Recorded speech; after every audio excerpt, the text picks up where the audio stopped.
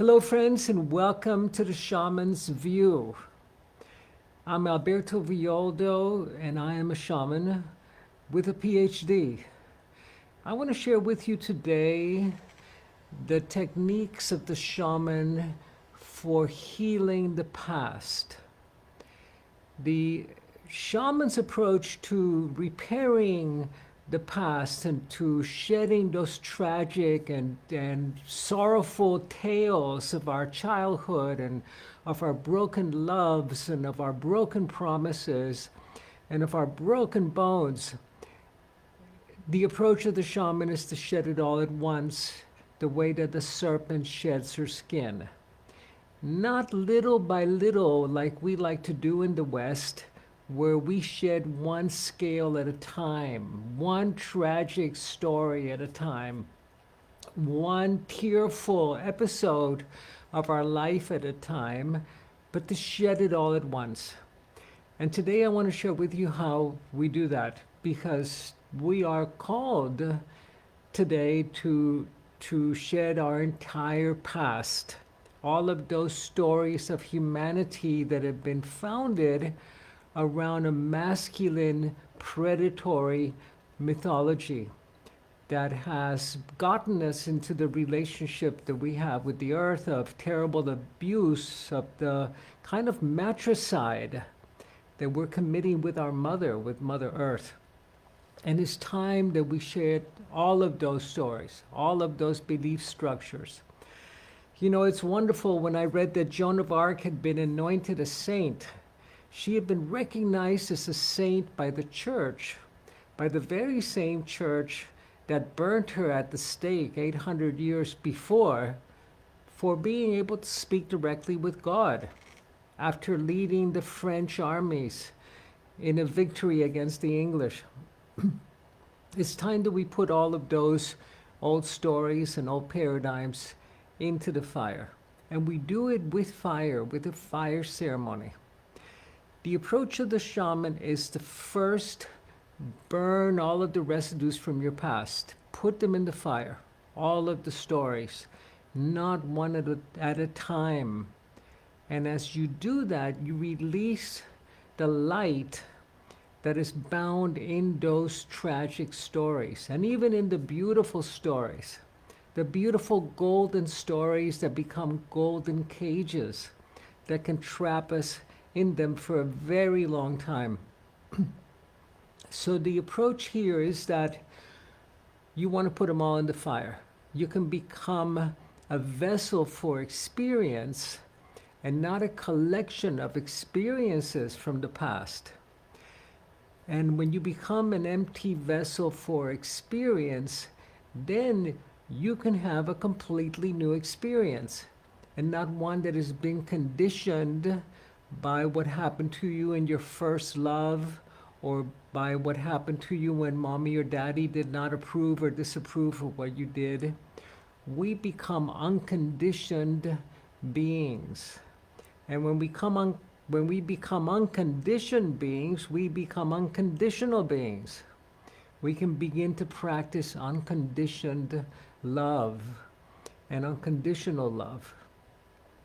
So it's love that's not been conditioned by whether you got a nod of approval from mommy or daddy, or whether people liked what you did or did not like what you do. And as a result, you can start working with people to be valuable to people and not to be liked by people. And it's a really important distinction that we make as shamans.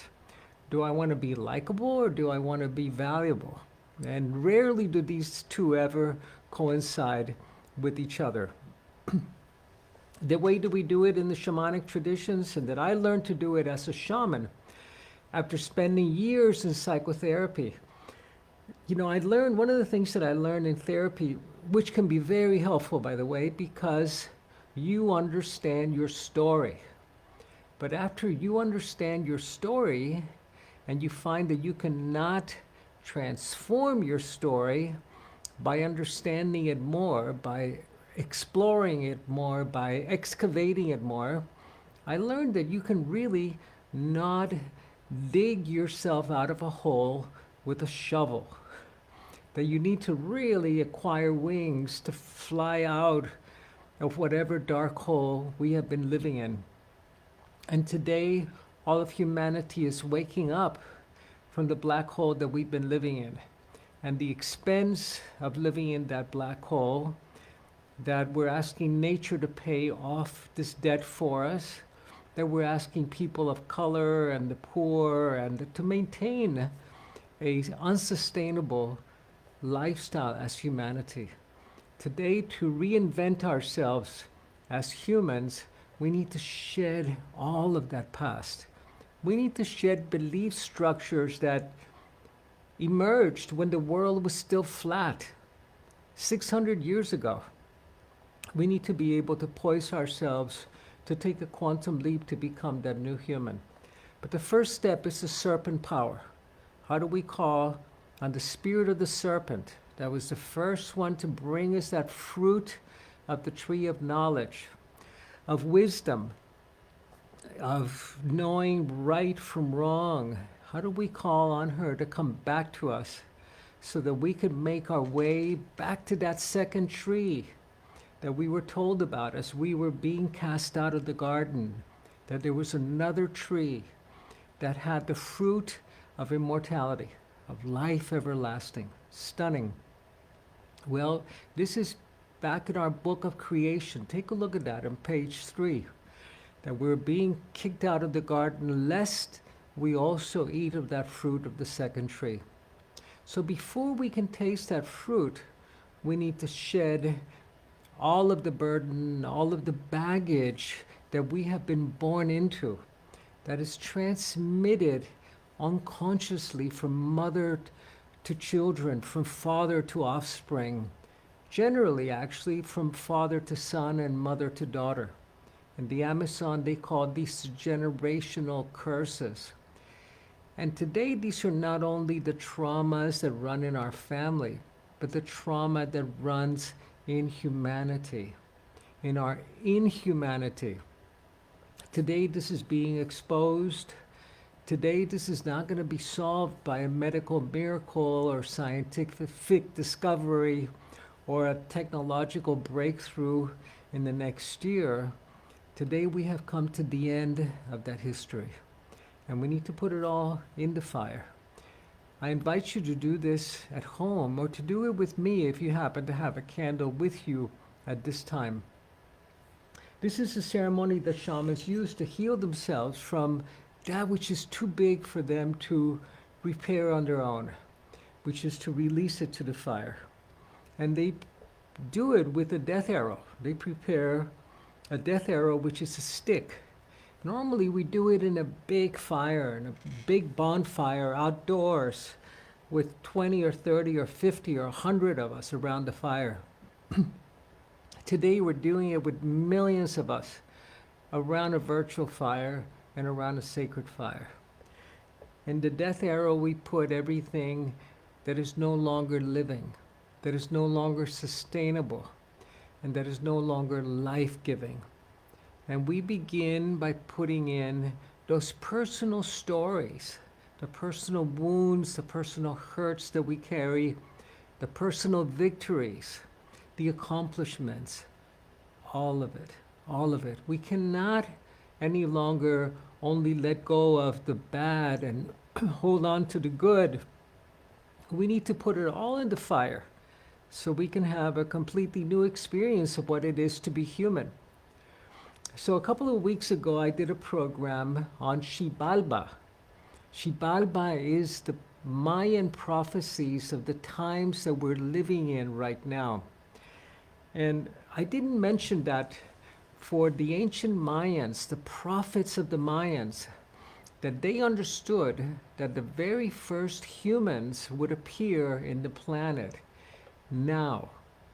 On December 21st, 2012, they said that the first race of humanity, of the true human, of the humans that we're capable of becoming, some friends of mine are calling that the superhuman.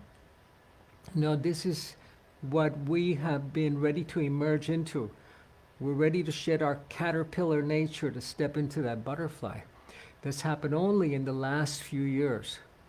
And we are that human because unlike the laws of biology that operate in ordinary times, and these are the laws of biology that follow the rules of Newtonian biology, which is incremental and gradual, today we are going through quantum biology, through accelerated evolution, through quantum leaps in biology, not slow incremental improvements in our health and in our longevity, but extraordinary leaps that are available to us today.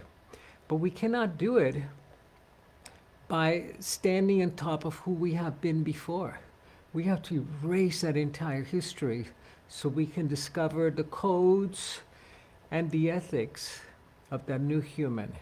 The codes are genetic and biological. The ethics are emotional and spiritual. And this is what's awaiting us at this time in history. This is the opportunity of the tremendous crisis that we're facing.